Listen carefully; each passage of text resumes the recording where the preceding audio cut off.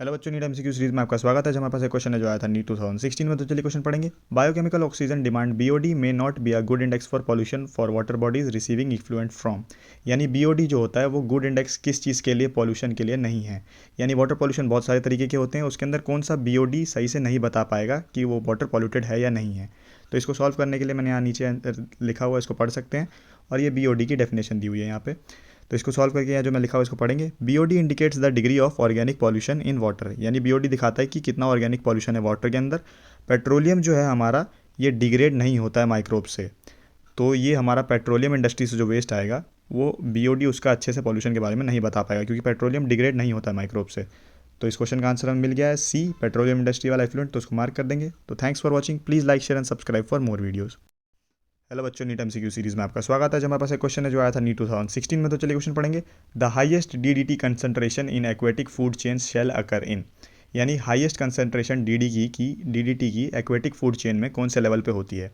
तो ये देखेंगे, एनसीईआरटी डायग्राम है ये, फिगर 16.5। तो वाटर के अंदर हमारा होता है डीडीटी 0.03 ppb।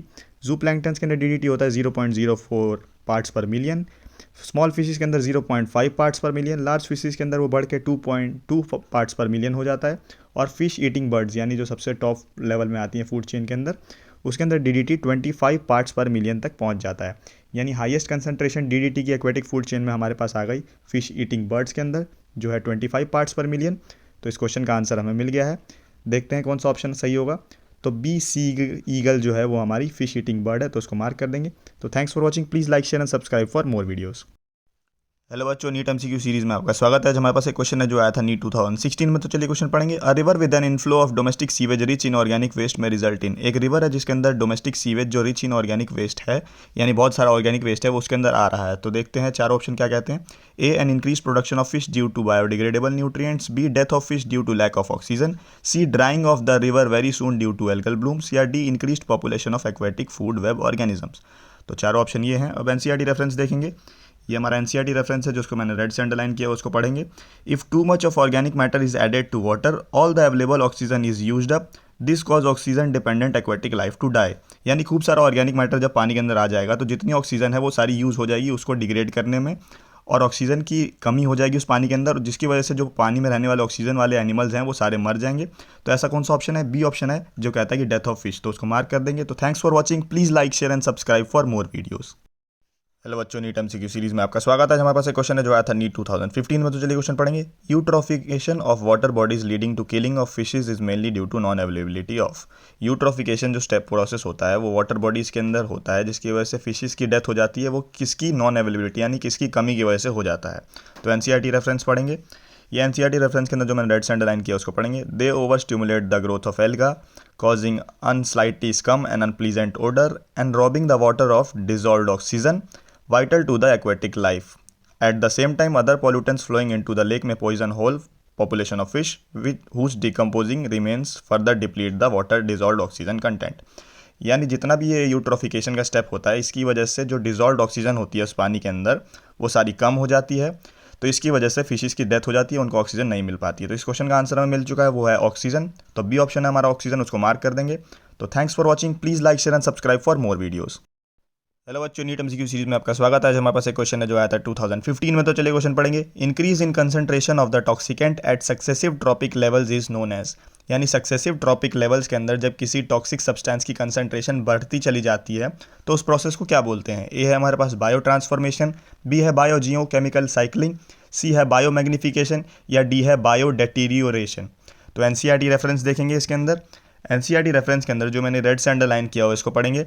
बायोमैग्निफिकेशन के बारे में पैराग्राफ है। तो biomagnification refers to increase in concentration of the toxicant at successive trophic levels. This happens because a toxic substance accumulated by an organism cannot be metabolized or excreted and thus passed on to next higher trophic level. तो ये biomagnification के बारे में लिखा हुआ था, और same जो हमारा क्वेश्चन पूछ रहा है वही इसके अंदर लिखा हुआ है। तो इस क्वेश्चन का आंसर हमें मिल चुका है कि वो बायोमैग्निफिकेशन प्रोसेस है। तो सी ऑप्शन उसको हमारा मार्क कर देंगे। तो thanks for watching. Please like, share and subscribe for more videos. Hello बच्चों, नीट एमसीक्यू सीरीज में आपका स्वागत है। जो हमारे पास एक क्वेश्चन है जो आया था नीट 2019 में। तो चलिए क्वेश्चन पढ़ेंगे। Poly blend a fine powder of recycled modified plastic has prove to be a good material for. Poly blend एक फाइन पाउडर है मॉडिफाइड प्लास्टिक का जो रिसाइकल किया हुआ है, वो किस चीज़ के लिए अच्छा मटेरियल माना गया है। तो चार ऑप्शन हमारे पास, ए है making tubes and pipes, B है मेकिंग प्लास्टिक सैक्स, सी है यूज्ड एज अ फर्टिलाइज़र, या डी कंस्ट्रक्शन ऑफ रोड्स। तो एनसीईआरटी रेफरेंस देखेंगे। एनसीईआरटी रेफरेंस के अंदर ये देखते हैं, इसके अंदर जो मैंने रेड से अंडरलाइन किया हुआ है उसको पढ़ेंगे। तो क्या लिखा हुआ है, Polyblend a fine powder of recycled modified plastic was developed then by his company.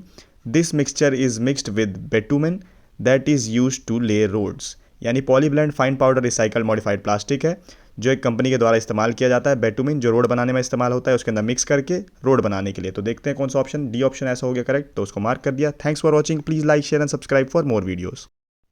Hello बच्चों, नीट एमसीक्यू सीरीज में आपका स्वागत है। जब हमारे पास एक क्वेश्चन है जो आया था 2015 में, तो चलिए क्वेश्चन पढ़ेंगे। Higher value of BOD biochemical oxygen demand indicates that. ज़्यादा बीओडी क्या दिखाता है। तो चार ऑप्शन हमारे पास, A water is less polluted, B consumption of organic matter in the water is higher by the microbes, C water is pure, या D water is highly polluted. तो चार ऑप्शन को देख के एनसीईआरटी रेफरेंस देखेंगे।